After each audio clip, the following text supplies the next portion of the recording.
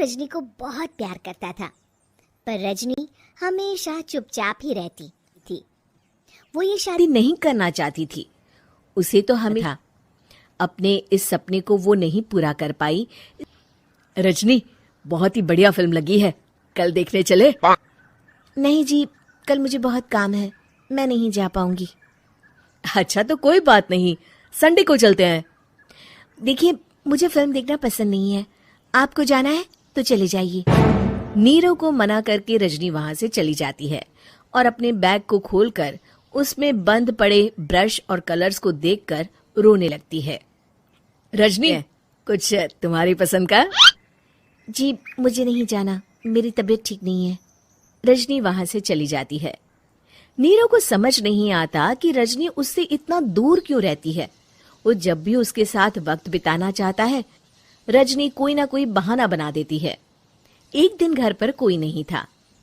रजनी घर का सारा काम जल्दी से खत्म कर लेती है। घर पर अकेले होने के कारण वो सोचती है कि वो आज पेंटिंग करेगी। वो अपने कमरे में जाकर पेंट ब्रशेस और कलर्स निकालकर जैसे ही कलर मिक्स कर रही होती है कि दरवाजे पर बेल बज जाती है। अब कौन आ गया इस वक्त? इतनी मुश्किल से तो मुझे पेंट करने का मौका मिला है। रजनी दरवाजा खोलती है तो उसकी सास अपनी सहेलियों के साथ खड़ी होती है और सब घर के अंदर आ जाते हैं। अरे बहू, सबको शरबत बनाकर पिला दे, बाहर तो बड़ी गर्मी है। उफ। जी। रजनी पेंट ना कर पाने से उदास हो जाती है।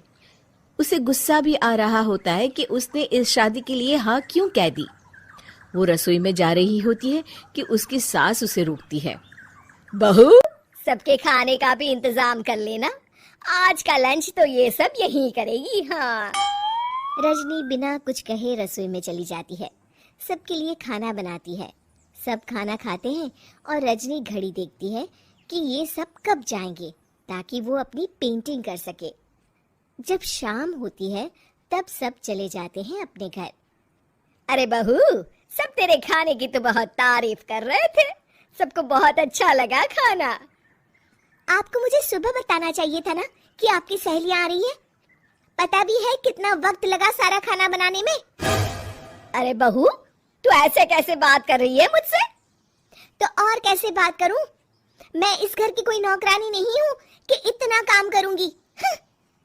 रजनी अपने कमरे में जाकर दरवाजा बंद कर लेती है। शाम को जब नीरव आता है तो उसकी माँ उसे पूरी घटना के बारे में बताती है। क्या रजनी ने आपसे इस तरह बात की माँ?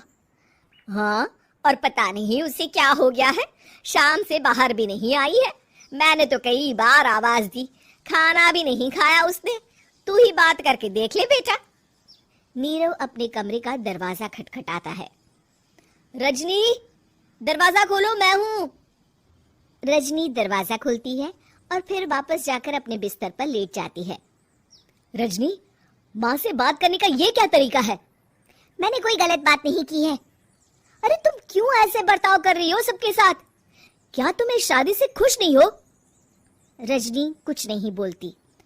अरे बताओ मुझे रजनी, क्या ये शादी तुम्हारी मर्जी के खिलाफ हुई है? हाँ, मैं ये शादी कभी नहीं करना चाहती थी। तुमसे क्या, मैं किसी से भी शादी नहीं करना चाहती थी। रजनी रोने लगती है। चुप हो जाओ रजनी, बताओ मुझे, तुम क्यों नहीं करना चाहती थी शादी? रजनी बेड के नीचे से अपने पेंटिंग्स, कलर्स, ब्रश, पेपर्स निकालती है। इतने में उसकी सास भी कमरे में आ जाती है। ये देख रहे हो, ये थे मेरे सपने। मैं पेंटर बनना चाहती थी, पर माँ पापा ने कभी सपोर्ट नहीं किया और मेरी शादी करवा दी। मेरे सारे सपने टूट गए। हर वक्त बस गुस्सा आता रहता है मुझे। मैं जानती हूँ कि आप लोगों की इसमें कोई गलती नहीं है, पर मैं क्या करूँ, मुझे समझ में नहीं आता।